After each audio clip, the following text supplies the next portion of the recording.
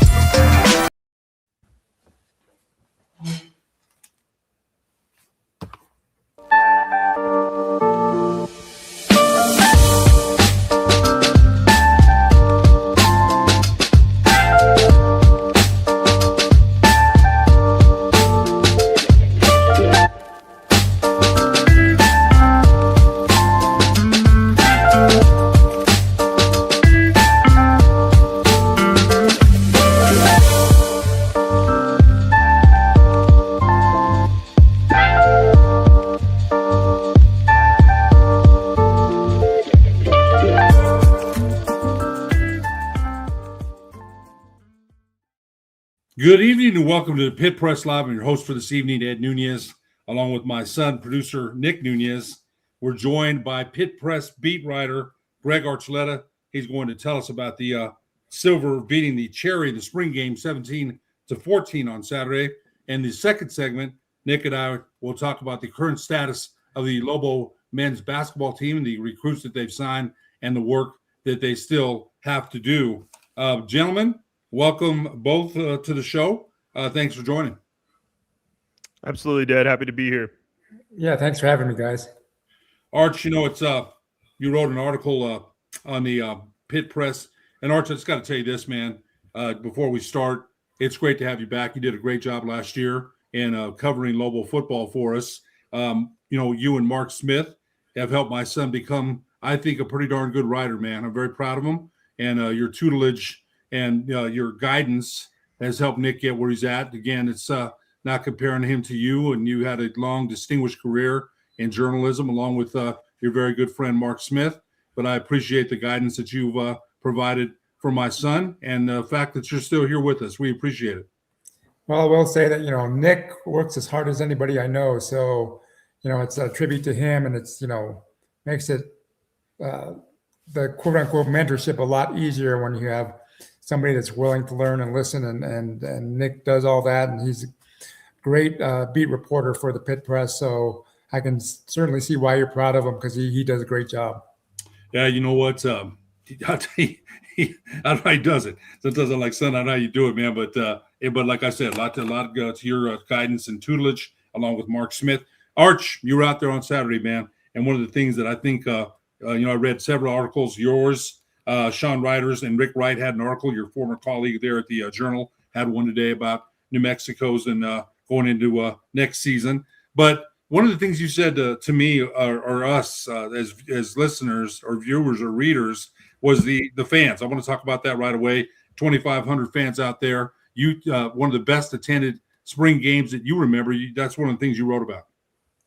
Yeah, and I was trying to remember even days back with Rocky Long, and I don't remember a crowd being as large as it has been. And so I certainly don't recall any time during the Davey era of crowds that large. So again, I don't want to speak out of turn, but I don't remember a bigger crowd for a spring game.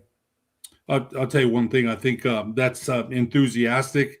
I think the way, and I said this, we had Ned James on and we had Christopher Smalls on last week. He's he played for UNM under Bob Davie in 2011 and 2016. Greg, I think with the way New Mexico ended the season last year, going to the Rate Bowl, I think the enthusiasm is at the highest level that I can remember here. We've gone through some times when Coach Long was here and they went to bowl games and they won games and they had fans in the stands. And after that, the program took a nosedive for a long time. Bob Davie came in. They won 9 games. He won 9, but it never really didn't. The 22,000 at University Stadium, they averaged out there, and I thought they had a pretty good team. And they went through Mike Loxley, which a disaster, and they went through Coach Gonzalez. And I think being in Las Vegas, having to go to Las Vegas and not play here really hurt the program. Bronco Mendenhall. All of a sudden, you got Jay Sadek here. And in one season, talk about the work he's done to make people feel the way they do going into season number 2 with Coach Eck, Greg.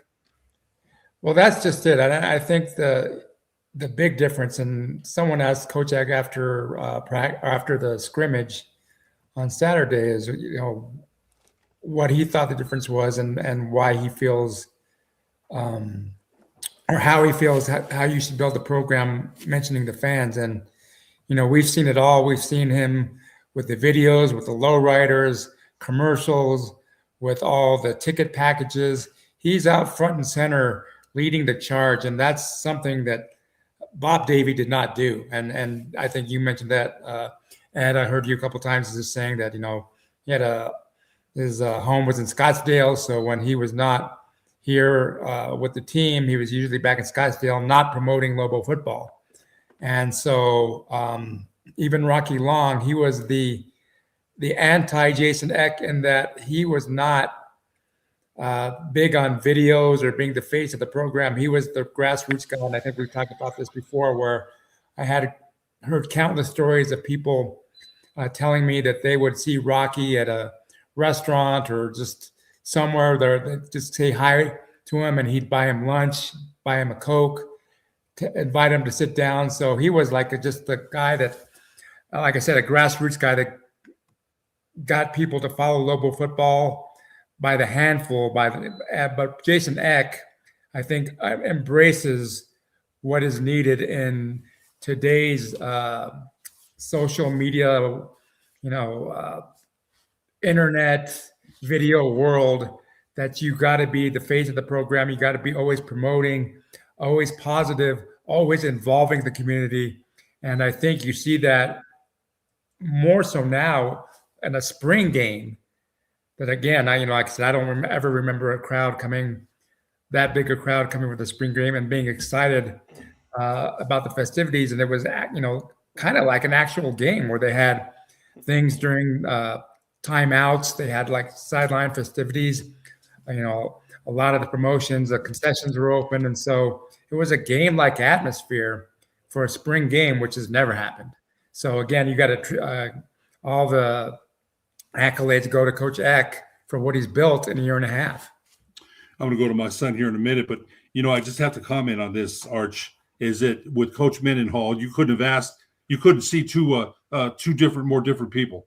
And I think after Coach Mendenhall left after 1 year, and he had a decent season here, beat Washington State, he had some good victories. But after that, Lobo fans, I think, were a little bit, nervous about who was next, because Lobo football, let's be honest, Greg, it hasn't sold for a while. But with Coach Eck and Coach Mendenhall, I had one of my friends want a lunch with Coach Eck. Well, actually, he bid a high price. He told me last week. We had lunch with him about 3 weeks ago at Matussi's. And I told him, I said, not everybody can do what you do, man.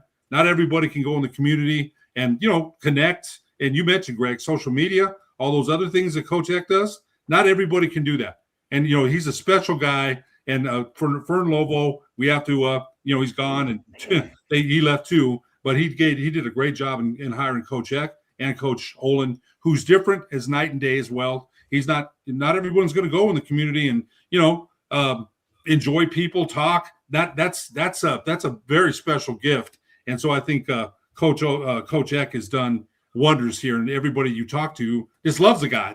They see him down the street, he gives them 30 minutes. So I just think he's done a tremendous job with more to do. Son, go ahead.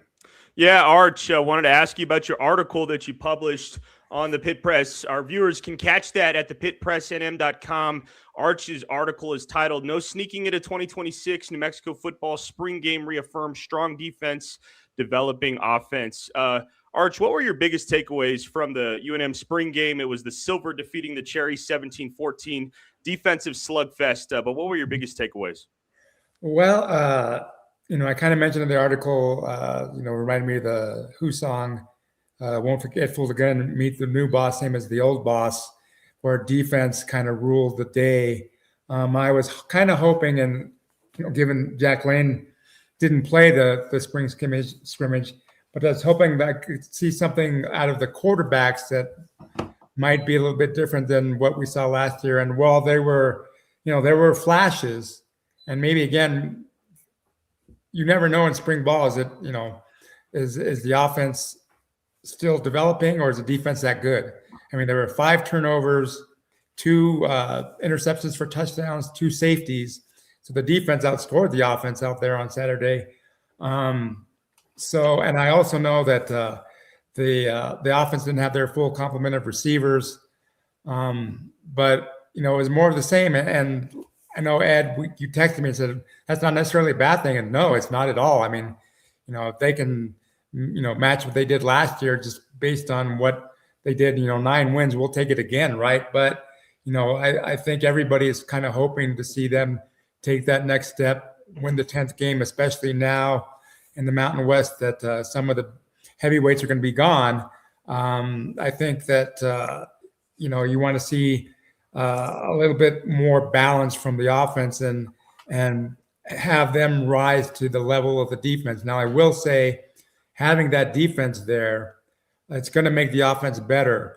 So again, this is just spring ball. They have all fall camp, and then they'll have their full complement of players to get that going.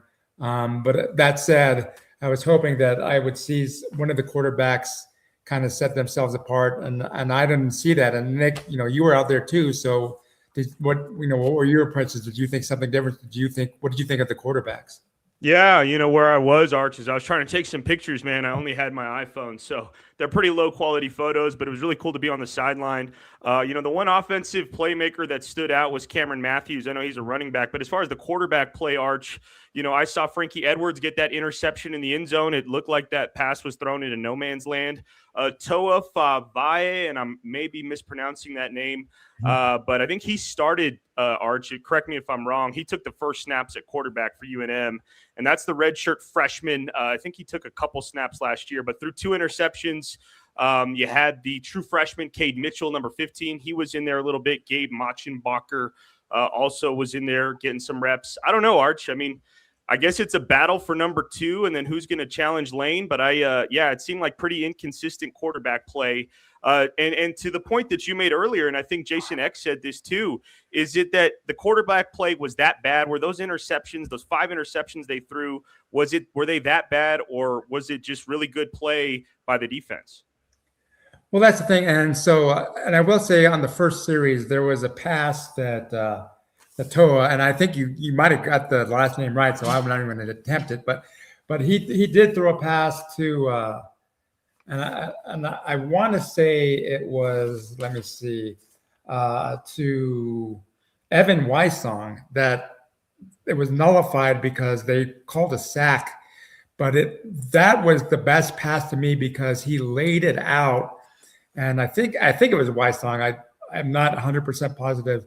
And he reached out for it, and it was just a perfect pass play that would have been about a 40-yard pass, but it was called back because it was ruled a sack. And so that first drive was you saw a little bit of flash, but then after that, I think the defense settled in and kind of ruled the day. And so, like you said, each of the quarterbacks, and I know, everybody's kind of looking to see what Luke Maga can do coming in as a transfer. But it just reminded me of watching the Lobos in 2025, where the defense is going to set things up. And then you saw the one, you talked about the one big play from Matthews. He had a 70-yard run that set up the only scoring touchdown on offense of the day. And so at least you see them maintaining that level, and again, hoping the offense can kind of pick it up when they reconvene for the fall. Arch, one more question for you, then I'll turn it over to my dad. Again, this is the Pit Press Live. We're alongside Greg Archuleta talking UNM football. Arch, just the playmakers on offense that you see, it's kind of hard to tell from UNM spring game. We mentioned Cameron Matthews. He had a 69-yard run and a 2-yard touchdown. If I'm wrong, I might be wrong. I think that was the only offensive touchdown scored in the spring game. But were there any guys that stood out as playmakers on the offensive end other than him? Well, I think, they were trying to work in Zale Smith, the wide receiver, a little bit. Kay Keith got a couple of options. So, they have some playmakers. Sean Miller, I think, was out there as well. And a lot of that too is, when you don't have a Jack Lane or guys that were, playing like Lobstein last year that were familiar with the team. And I know there were a lot of injuries during spring ball. The timing might not be there. And so 15 practices, hard to get everything going. And so really, and I think Luke had said this after practice, is now the big concentrated effort on offense is for the quarterbacks and receivers to get together on their own, work on that timing, work on the routes, on the precision, and try to get that down. So when they come back for fall break, some of those mistakes and the things they were doing, the errant passes, because one, like you said, you don't know if the receiver ran the wrong route or the quarterback just overthrew somebody. And so hopefully when they come back in fall, we'll see a more polished offense after a summer with the receivers and the quarterbacks getting together and working on that timing. Arch, we're going to show you a comment real quick. This is from Fly to Sky 505. Does anyone know how many people were in attendance? Arch, I think you addressed that in your article. Did you say it was about 2,500 or so? Would you say around there? Yeah, I thought so. Because the West Side Lower Bowl was pretty filled, and there were a smattering of people out there, but and again, that was just, naked eye. I'm sure UNM probably has a closer estimate of what they had, but regardless of what it was, and even if it was 1,500, let's say, that's still more than I've ever seen at a spring football game, and there could have been more. I could have underestimated. I don't know how UNM does this count, but I was still very impressed by the crowd and just what the excitement now in 1 year that Coach has brought to the football program, especially with, basketball season just having ended, everybody taking a breath. Well, no, here's spring football, and people seem to be already looking forward to 2026. Arch, I think that's a great point there. I think they tied it around some other promotional stuff, a car show and things like that. So, in the past, you mentioned that there wasn't the attendance. There's the diehards, me, and there's Rudy C. Right? I mean, Rudy C's at every Lobo thing, man, no matter what it is. And there's others, but now I think they're building a winner. People are coming out, so I think I think the enthusiasm is great. But on defense, no Tavion Combs, no Austin Brawley, no Jackson Eck. But Coach Eck mentioned they needed to do a better job of punching the ball out, getting some turnovers. So I think from that part on the defense, I think he was a little bit happy about that. They didn't create a lot of turnovers last year, and I think he was happy about the defense, the defense's performance on Saturday. But I got to ask you, Arch, James Lobstein did a great job at second quarterback last year. They brought him in 8 to 10 plays. Good runner, passed when he had to, and they knew the other team knew he was going to run, and he still got his yards. So I think the backup quarterback, that's going to be, because Luke Moga, you mentioned the Oregon transfer, and he had mentioned I read the paper. He had mentioned he's coming here to play meaningful football. He mentioned the NFL on the opening drive. I don't think he's coming here to sit down. I think Coach Eck wanted to push Jack Lane a little bit. Jack Lane's his dude, man. Jack Lane's his guy. Ned James, we had him on last week on Unfiltered, and Jack Lane, 66% of his passes they played. I thought last year, Arch, to his strengths. They took some shots over the top to Keegan Johnson when they had to. Dorian Thomas, the tight end, was superb. He had some speed to get down the field. They ran those screens. I thought they did really well. There's some games he had 3 picks in a couple of games and didn't play well. But you saw Luke Moga. I mean, and the backup quarterback, Nick mentioned Toa Favave. What's it going to be? That's a key position there. Yeah, and that's, I think, something that maybe you'd like to see maybe settled, or at least have a clear front runner come out of spring, especially since Jack didn't play. It's still up for grabs. I think that Coach X said, if the most it could be is maybe one's a half a step better than the other, but he didn't say who he thought was better. So they both had their moments throughout the spring.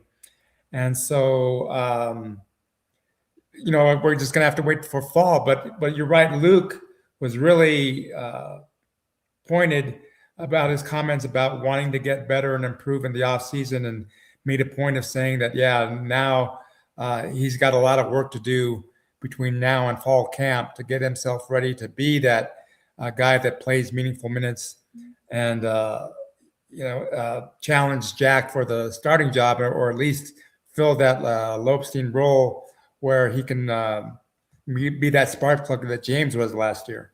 I thought James Lopestein, again, Greg, it's a know in your role too, because, again, Moga comes highly touted. James Lopestein knew his role. He knew what his role was going to be. Every game he's going to be in there, 8 to 10 snaps. He made the most of those snaps. I thought he did a fabulous job.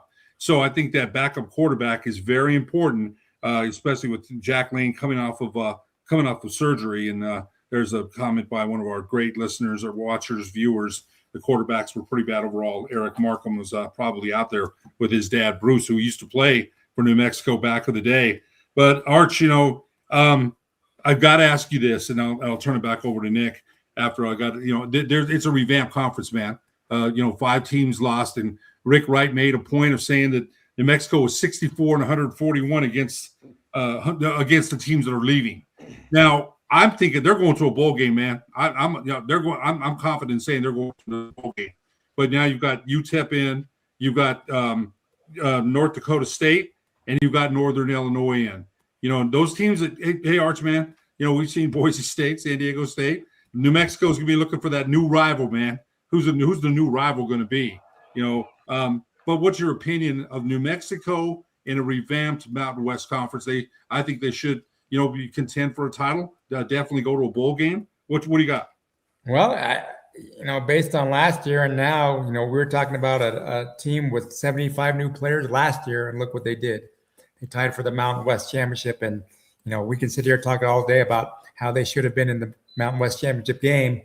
But that said, I think one, you got to think that UNLV and UNM are going to be the marquee teams in the Mountain West moving forward until somebody proves them wrong. But just the what Coach Eck accomplished in year one, and now that he's bringing some players back from last year and has some continuity, I think a bowl game and a conference championship is not only out of the question. I think it's probably something that should be accomplished this year.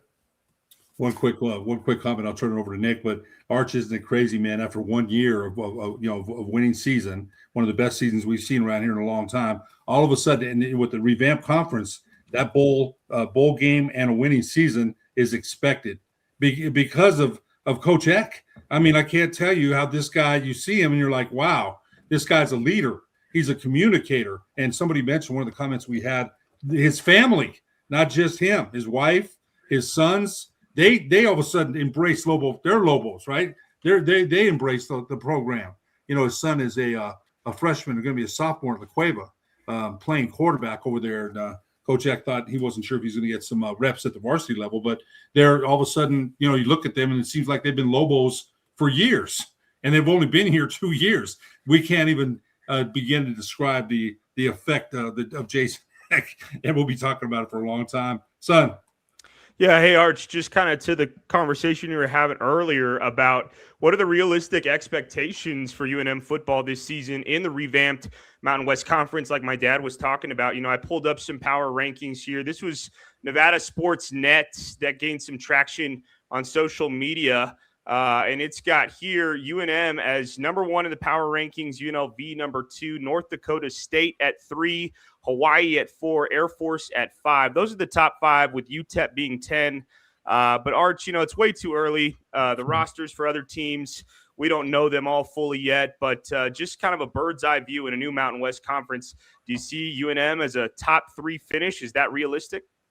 Oh, yeah, absolutely. And again, so the good news, right, is UNM. I think they flashed that they had 14 starters returning, and there's got some continuity now. The players are returning with the same system.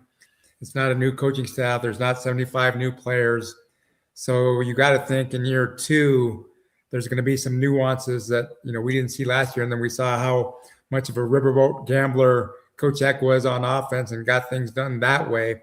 So again, I certainly think they should be the favorites going into the conference season. But the corollary to that is, and Coach Eck noted this last year, is in today's college football, it seems a lot easier to be able to revamp a program and create something from nothing. We saw Deion Sanders do that in Colorado a couple of years ago. We saw Coach Eck do that last year at UNM.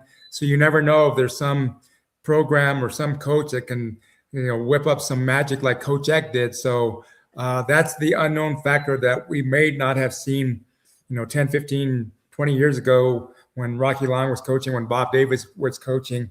He kind of had a sense of who was good. And Coach Eck mentioned this last year, is you really don't know from year to year because so many things are different from program to program. But just on paper, I would expect the Lobos to be favorites to win the conference. This is the Pit Press Live. Nick Nunez and Ed Nunez alongside Greg Archuleta talking UNM football. Let's go back to the comments. This is Eric Moulton 6, the owner of the Pit Press, always with us.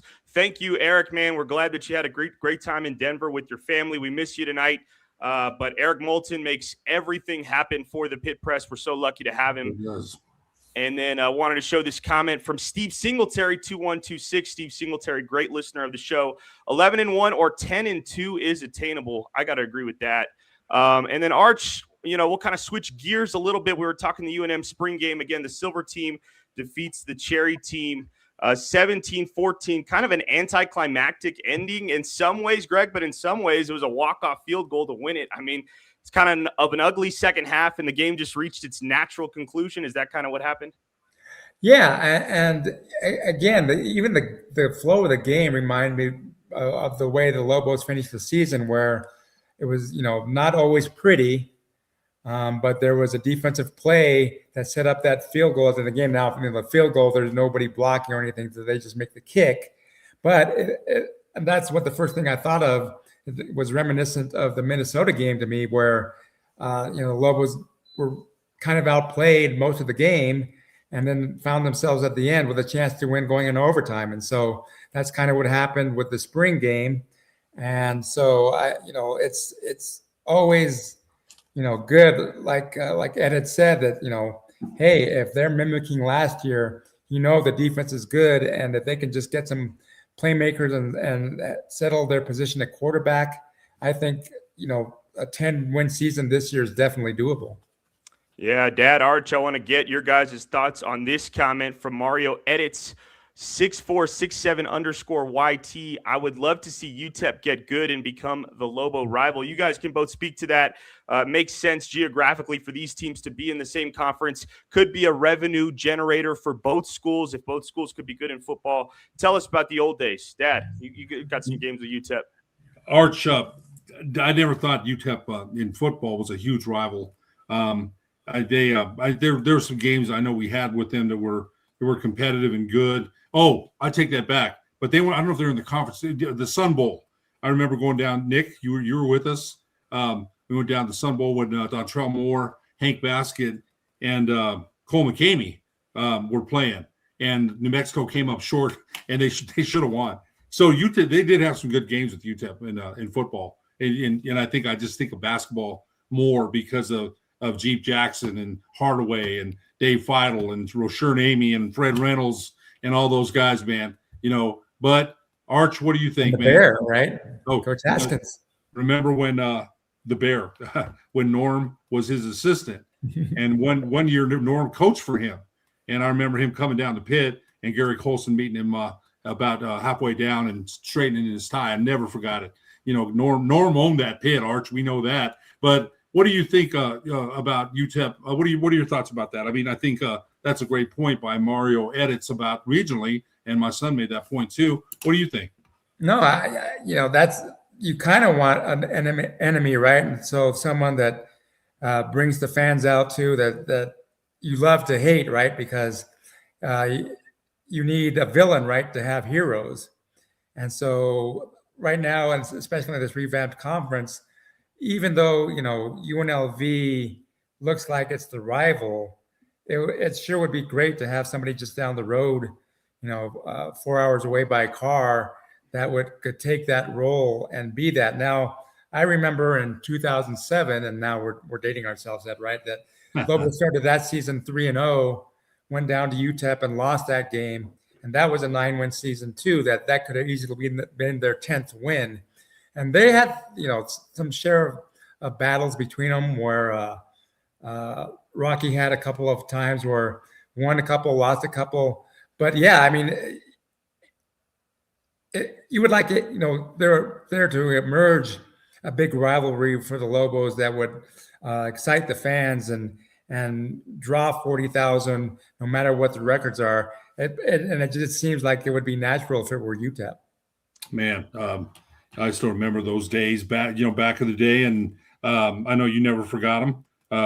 They had some good games that you mentioned in football, in basketball, the Cup game with Wayne Campbell. I know you didn't forget that one. And that was, oh man, I remember being so mad, that we had lost that game, but I think there's a lot of possibilities within the conference now. The New Mexico, they should get to a bowl, be favored for a conference championship.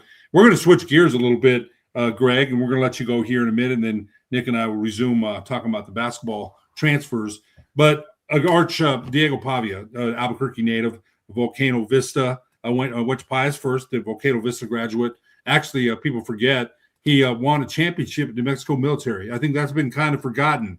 And a fabulous career at Vanderbilt. The Heisman Trophy runner-up this past season, was not drafted. Went undrafted and signed a mini camp. He got a mini camp invitation from the Baltimore Ravens. I think he's got a shot to make the team. But your whole opinion about Diego Pavia, he's from Albuquerque. We want him to do well. I think he's got definitely some cockiness and arrogance, and a lot of the great ones do. But Arch, what do you think? What do you think about his chances of making the Baltimore Ravens roster? Well, there's two sides of this, and so let's talk about the football side. And even you talk about New Mexico Military. I think a lot of people forget what he did in New Mexico State, and that that program. Since when did the Aggies go to bowl games, right? And so he took that team before he went on to Vanderbilt, and you just look at Vanderbilt was never a powerhouse in the SEC, and look what he did there. And that's what earned him the Heisman Trophy runner-up. And so I think, measuring up to not quite 5'10" may have hurt him. But you can't argue with what he's done on the field, that he's a proven winner over and over. Now, that said, you noted the cockiness and the arrogance, and I know pretty much almost firsthand knowledge that UNM did not recruit him specifically because of his attitude. And so, and being a 5'10" quarterback, you've got to have a chip on your shoulder, right? So if someone can harness that and turn it towards just wanting to prove himself without having to show the world that he's arrogant and cocky, and learn the game and be humble and be willing to learn if he gets to play. I know it's a rookie mini camp that he's invited to. if he gets a chance to talk to Lamar Jackson or whoever he could talk to get himself better and in a position to make the team, that I hope he takes that tact and doesn't do all those other things, like he had the incident after the Heisman Trophy ceremony. I hope we don't hear about that stuff, because I think those are the kind of things that also contribute when you're a borderline player, whether teams are going to give a good look to you. So if you're a borderline player with an attitude problem or something you're not as willing to learn or to listen, there's 10 other guys that can turn to. But if Diego shows some humility, shows that, that he's willing to learn along with his talent, then I think he's got a shot at the NFL. I think we wish him well. Son, what are your thoughts? Yeah, on Diego Pavia. Look, I'm a Pavia fan for all the reasons that Arch mentioned. He's a Pius kid first. He went to Pius for 2 years. Then he transferred to Volcano Vista and led the Hawks to an undefeated record until they lost. I don't know. I can't remember, Dad, if they lost in the championship or in the semifinal, but it cut Diego Pavia's high school season short. But he proved he was a winner here at Volcano Vista as a transfer, first year on varsity, because I think he had to sit out a year.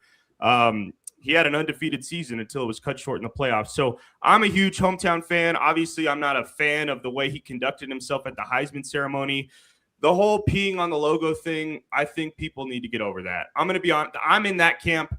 I understand why some people are upset about it, but I think it's kind of like, look, man, this kid's from Albuquerque. Let's support him. Let's get behind him. That's just how I feel, man. Everybody has their own opinion, though, and I respect that.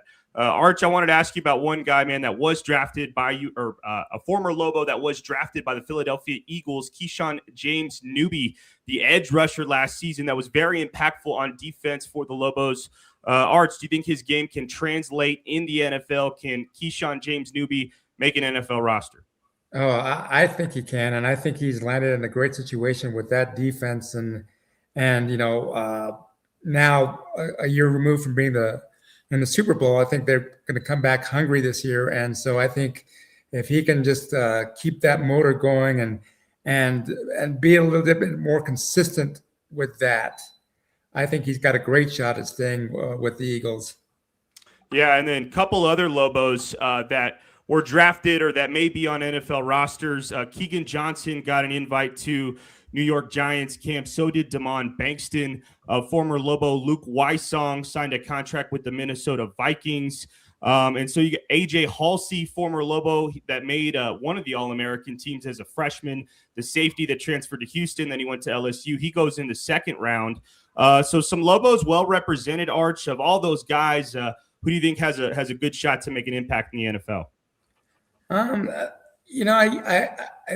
I like what I saw out of Keegan Johnson. Luke Wysong is obviously a guy that, I just talked about consistency, and he was always the guy that is consistent. So, it just depends on the situation, and I'm not, quite familiar with everybody's, where they're at. So I think, you just show up and do what you can in camp. And if somebody has the right situation, then they can make the camp. I think each of those guys are talented enough to make a roster, but it has to be the right situation.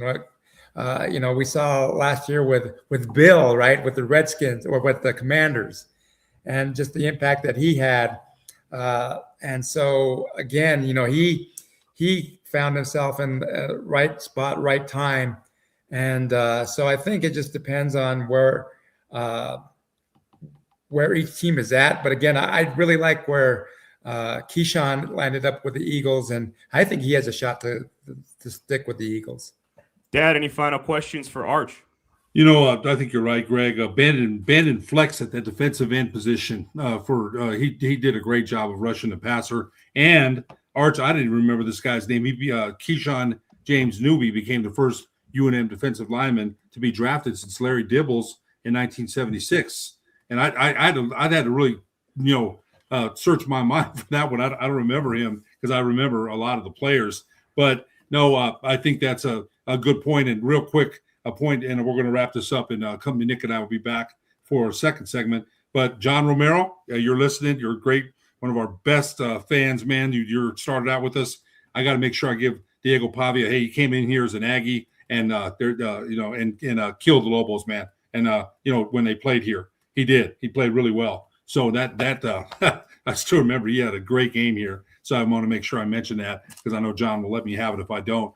Nick, you got anything else for Arch? No, Arch, really appreciate you coming on, man. Really appreciate you covering the story for the Pit Press. Exciting time. I think UNM football at this point probably has some time off, and then they'll get into training camp in the summer. But Arch, as always, really appreciate you joining us, man. Again, thanks. You guys do a great job here. I'm really proud and happy to be part of the team. And it is an exciting time, right? Because here we are, talking about the end of camp, like we're ready to go for the football season now. So let's can't wait for it and see what happens in 2026. It's going to be some exciting times. Go ahead, son. Yeah, this is the Pit Press Live. Stay with us. When we return, we'll talk UNM men's basketball, new signings on the Pit Press Live. We'll be right back. Not just a day or a week. This President's Day event lasts all month long at Capitol Ford in Santa Fe.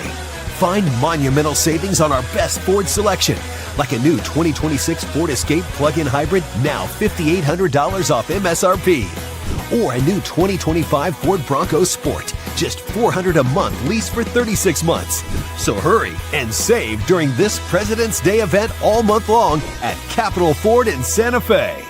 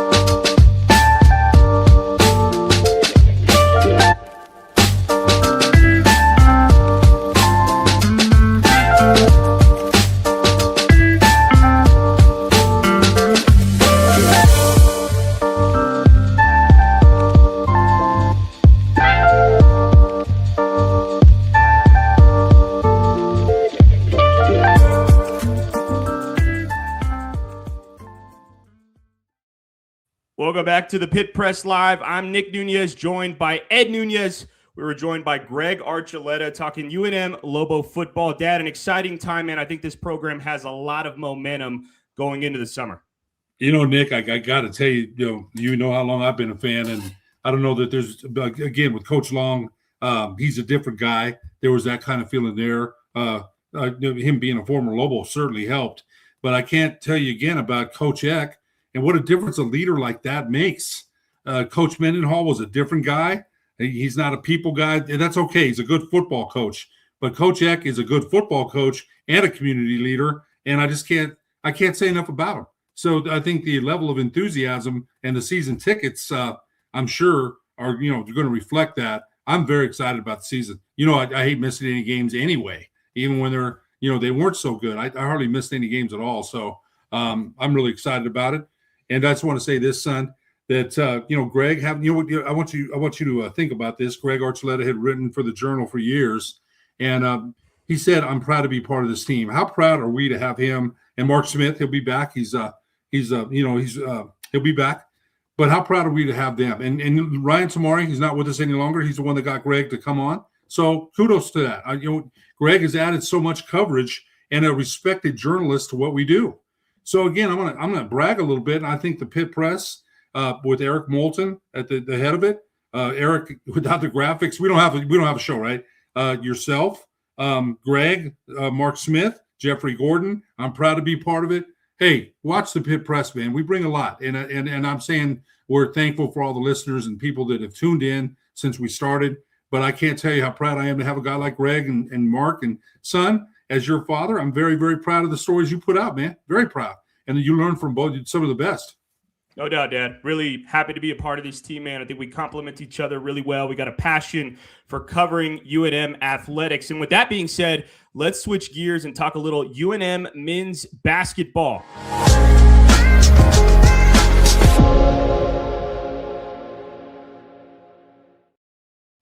Hey, so Dad, exciting time again for UNM men's basketball. You were down a little bit after the loss to Tulsa in the semifinal. Then a lot of people jump in the transfer portal. And over the last 2 weeks, UNM men's basketball coach Eric Olin has built a roster, 10 confirmed signings for UNM men's basketball. The most recent two who we're going to talk about here tonight, Rytis Petritis, the Cal transfer that started his career at Air Force and tore the Lobos up.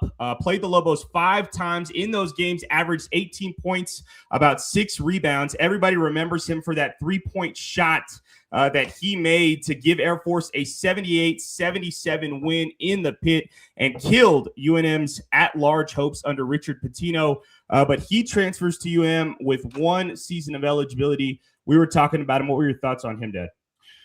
Yeah, you sent me some. He killed us at that shot a couple years ago, and I watched that play over and over. When Petritis hit that 3, they ran that very well, Nick, very well. They had some good action on that.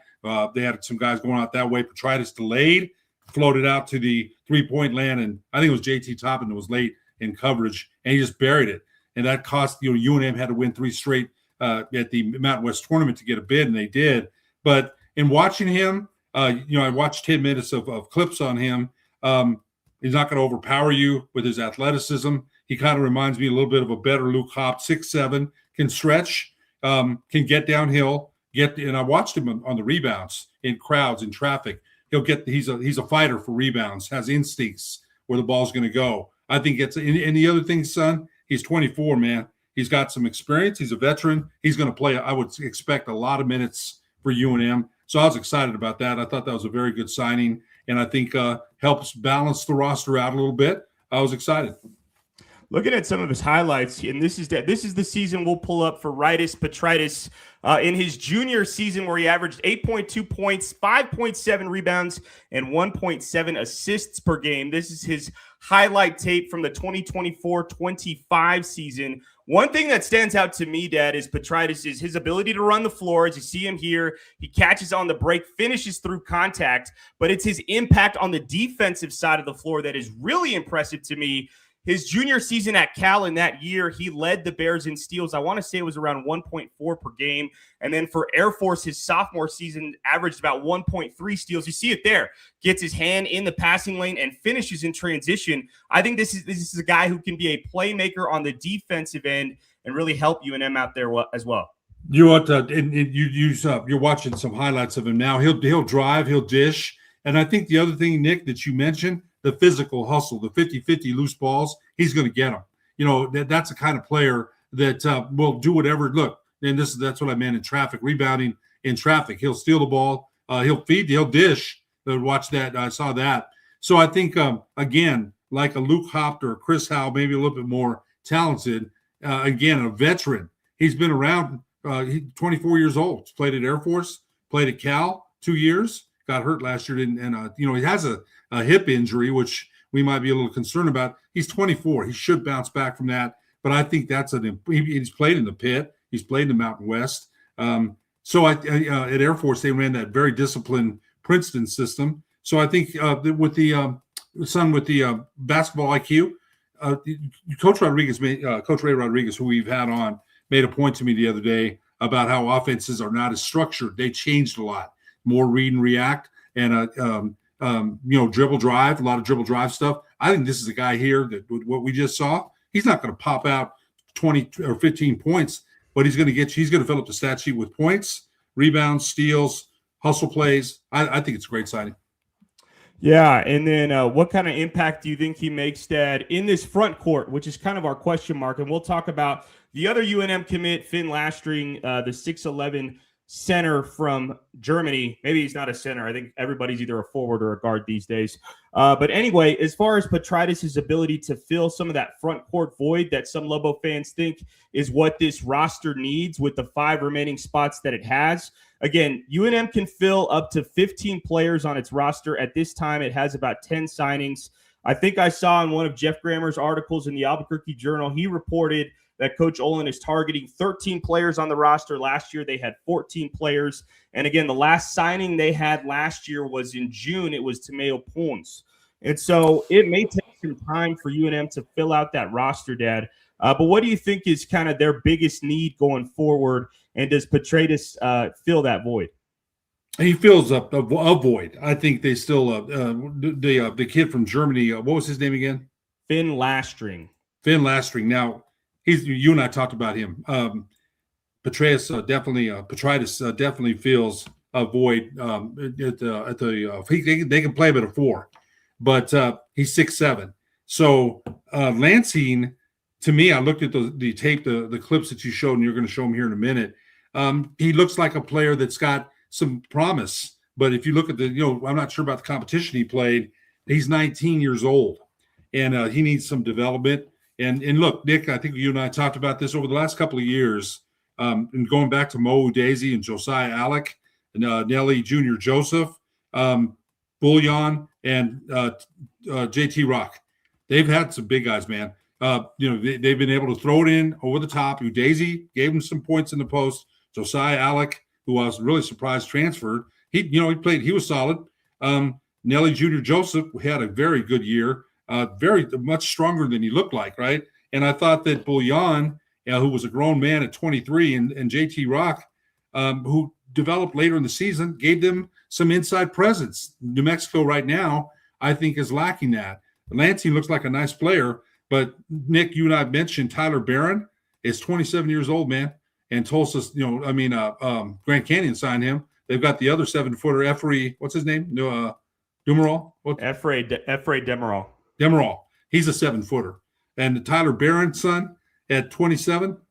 That guy's a rock, man. So you've got to get guys that can battle in there in the paint, son. You know that. So I think what New Mexico has done so far with their roster, I think you and I would agree that it's they've done a very good job, but they've got to get some physical bigs inside to be able to bang in that conference. Yeah, no doubt. Let's keep talking about this guy, Finn Lastring, the 6'11" forward player / center that they signed out of Germany. He's playing professional basketball in Germany right now. Kind of made his break in the FIBA U18 Euro games last year for Team Germany. Averaged about 12 points. I want to say 7.9 rebounds. Had a tournament high 20 points against Sweden. We'll pull up his highlights here in a minute, Dad. I mean, he looks like a stretch big who can shoot the three. I don't have his stats in front of me for what he shot in those FIBA games in Europe. I want to say he shot around 38%. And in the Pro A and Pro B German leagues that he's playing in now, I want to say he shot in the 40% range. I'll pull up his stats here in a minute.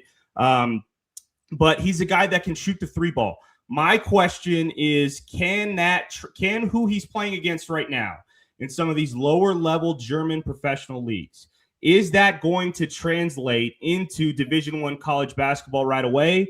Is there going to be a learning curve? Yes, he's going to have an offseason to develop with Coach Olin and his coaching staff. I'm not saying he's not, but game speed is different, man. And when you play that first Division I game, if it's against East Texas A&M or some low major team, whoever it is in the pit, if you think it's going to take him some time, because we're going to pull up his highlights right now, I don't think the level of competition that he's playing on a consistent basis in the German Pro B League is anything like what he's going to see in college basketball. Son, one of the things that Thomas Bullion said, and he played at the Pro League, right? But he said some of the guys that he played against were workers. They had to work too. So he said when he came here, it was way different. And he said way different twice.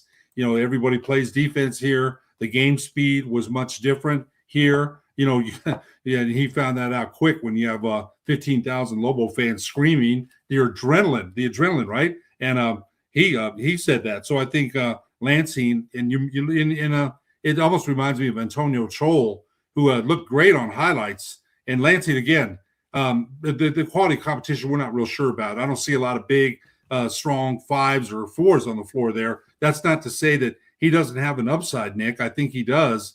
But and I think he feels a need. How much is he going to play? I'm not sure. Because New Mexico, again, with Grand Canyon, Wyoming had done some work. I haven't seen what the rest of the conference has done, but when we had Brendan Williams from Go Lopes Radio on, he was talking about the work that Grand Canyon did. I was impressed. And if you talk about Dumerall at 7 foot, Tyler Barron at 6'10", 6'11", a 27-year-old grown man who's been in the Navy and strong as an ox. New Mexico's got to, find some players that can battle that inside. New Mexico, again, on the Mountain West level for the men's basketball, they should be right up there, son. And it's going to be probably a one-bid league for the foreseeable future. And I think Grand Canyon could be a regional rival like UTEP was. They're right down the street, man, in Phoenix. I think that would be and then hopefully UTEP gets better. They lost a lot of players in the portal, but that would be great to see UTEP and Grand Canyon become – you're looking, like Greg said, man, you're looking for that enemy. No more San Diego States, no more Boise State. You're looking – Colorado State used to be a big enemy, man, and you know what I mean, a rival. So I think New Mexico's still got some work to do with those last roster spots. We're talking UNM men's basketball on the Pit Press Live. I'm Nick Nunez, joined by Ed Nunez. Dad, let's kind of take our temperature of how UNM men's basketball is doing right now. Again, after the loss to Tulsa, it was such a roller coaster of emotions, man, with Jake Hall getting into the portal and us having to almost start from scratch. I mean, they confirmed 2 signings early with Benjamin Schuch from Austria, and then Uriah Tenet committed pretty early. But for a while, for about a week, UNM fans were kind of in la-la land, like not sure what's going to happen next. And it seems like there's been some stability by Coach Eric Olin and this staff in the last 2 weeks. Yeah, there's no doubt about that. I think, Nick, you and I, and I think when all these players left and we saw the reaction from some of the fans, and now that Coach Olin is building that roster, the excitement every day that there's a new recruit out. And by the way, check out the Pit Press, read the Pit Press. My son will have an article about whoever they sign. So if you want to get Lobo coverage quick, and all due respect to everybody else that does it, read the Pit Press, read my son's articles. So I think there's a level. I know Hudson Mays, son. I mean, how excited are we about him? And it's kind of you forget. It's like, okay, they signed Benjamin Such and the shooter. I can't even remember his name. The other guy, Somolovic. It's something like that. Imran Soljanovic. They've signed some 6'8" guys. Hudson Mays is the guy. I look at him and the body, his lineage. His dad was a receiver in the NFL, and of course his grandfather, the late Roger Brown, one of the ABA greats, man. So you look at that and you're like, man, that guy's got an upside for sure. And he had offers from schools, and there was an article in USA about him, USA Today, and I remember thinking to myself, wow, man, that he came here based on what he said was a gut feeling. And so I think the excitement of what Coach Olin, Coach Tankowicz, Coach Howell, Coach Mike Roberts, we'd like to get one of those guys on when it's all said and done. I think everybody's pretty looking forward to after the initial depression about losing JT Rock and Bouillon and possibly losing, I think Nick maybe losing Jake Hall and not him coming back. Let Lobo land, breathe a little easy, man. Things are going to be okay. So I think that was it. And then getting his brother Dax, that helped too. Dad, let's get to the comments, then let's get out of here. This is Ben Wysong. Semis versus Isaiah Chavez in Rio Rancho was a great game. He was referring to our discussion earlier when we were breaking down Diego Pavia and talking about some of the success he had for Volcano Vista as a football player in 2020. And then later on, Ben says, would love to. Great show as always. We will have Ben Wysong on soon to talk Lobo football. We got a comment here from Kylo Sanchez 505. Go Lobos. We're going to scroll down, and this is Eric Markham. Finn is a red shirt. And just to read some of Finn Lastring, again, that's the latest UNM commit, 6'10 center from Germany, played in 2 German pro leagues over this last season, Rostock Vecha and the Artland Dragons, or for Vecha 2, he was averaging 11.7 points, 5.6 rebounds while shooting 61% from 2 and 45% from beyond the arc. So that's the latest news from the UNM commit. Is he a redshirt? Perhaps. This is Juan Martinez. High basketball IQ is what Olin is looking for. This is Steve Singletary, 2126. We still need a guy that can play with his back to the rim with size. Dad, we've talked about that, and I think that's possibly what Coach Olin is targeting. But we got to remember, man, this is not a team that is built around bigs. They like pace and space on offense, guys that can do multiple things and shoot the basketball. I think you got to bring a skill set to the offensive end to play an Olin's system. So it seems like UNM is probably on the look for some size. I would think so. There's some other comments. One from Eric Markham. He thinks the starters will be Uriah, Jake, Hudson, Ritus, and Tunde. We forgot about him. And Eric Markham has been, him and his father Bruce have been watching the Lobos for years, and he thinks Dax, Chris Howell, Benji, Iman, and Norden will be off the bench. And of course, there's going to be some other players that will be signed. We're not quite sure yet, but that'll be interesting. Eric Markham has been a fan for a long time too, and it'll be interesting. You would think that Uriah and Jake are starters, right? And Hudson Mace. I would think he's right there. Petritus, is he right there too? I think so. So, we'll and then Tunde, we'll see. But I like that crew right there. I do. And we'll see about that. But good comment from Eric Markham. No doubt. We're going to get to a couple more comments real quick on Tunde Valberg Fasasi. That's the senior forward transfer from William and Mary, where he averaged 11.7 points last year for William and Mary. This is a guy that's played 3 years of college basketball, played at LaSalle, and him and Ritus Petritus are probably the most experienced guys. Plus, Chris Howell will be coming back. That's a guy that people can't forget about. I think his name probably has to be in the conversation in the starting lineup. He did start last year until he was injured against Florida Gulf Coast and had a season-ending injury. A couple more comments, Dad. Let's go to Fly2Sky505. Nick, do you think Dax Hall will get significant playing time next season? If so, will he have the immediate impact his brother did? Hard to tell. I do think Dax Hall will get playing time next season. Will he be a consistent starter? I'm not sure. I've seen some highlight clips of him. Let me see if I can pull some up on the fly while I talk. But as Jake Hall has told us in the media, as a lot of people have kind of commented, Dax Hall is a much different player than Jake Hall. He's a downhill driver, a playmaker that likes to penetrate and make plays for his teammates, likes to get to the basket. I think there will be an adjustment for him. He's listed at 6'1", maybe 6'2". If he's 175 pounds, I don't know. He is pretty built, and I think Jake is built pretty well, but I think there will be an adjustment for him to Division I college basketball, as there was for Uriah Tenet as a smaller guard. I think he went through some periods this season where he had to adjust. But in answer to your question, Fly2Sky505, I do think Dax Hall will get some pretty good playing time next season. Let me make a quick comment to that, son. Sure.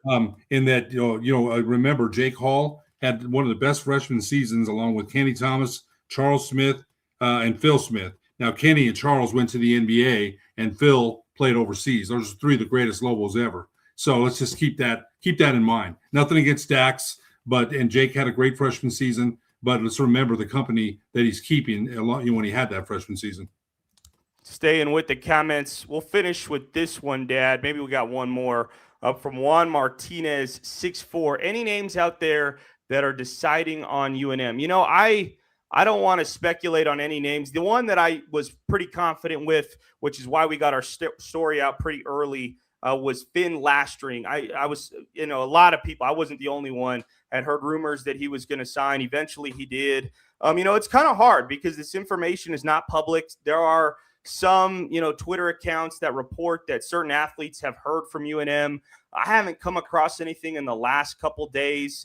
So in answer to your question, Juan Martinez, unfortunately not at this time, but we will be on the lookout in social media. We'll try to do some digging. And if we see any potential targets and UNM still has a roster spot, hopefully we can talk about them in the next show. Last comment, Dad, then we'll get out of here. 505 Eric Markham. We will look a lot like Olin's last year at UCSD. Dad, your thoughts on that? You know what? If that's the case, they nearly beat Michigan in the first round of the NCAA tournament, which is a pretty solid team. So I'll take that. This has been an edition of the Pit Press Live. In segment number 1, we broke down UNM football with Greg Archuleta. In segment number 2, we talked UNM men's basketball. The two new signings from last week, Ritus Petritus, the transfer from Cal, and Finn Lastring, the prospect from Germany. the soon-to-be 19-year-old that will be playing for the Lobos next season. Be on the lookout. We may have a show later this week with Eric Moulton. If not, we hope to come to you next week with some news on Lobo Athletics. Once again, this has been the Pit Press Live. For Ed Nunez, I'm Nick Nunez. Thank you for tuning in, and we'll see you next time. Not just a day or a week. This President's Day event lasts all month long at Capitol Ford in Santa Fe. Find monumental savings on our best Ford selection, like a new 2026 Ford Escape plug-in hybrid, now $5,800 off MSRP.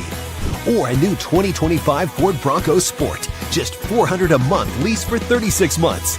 So hurry and save during this President's Day event all month long at Capitol Ford in Santa Fe.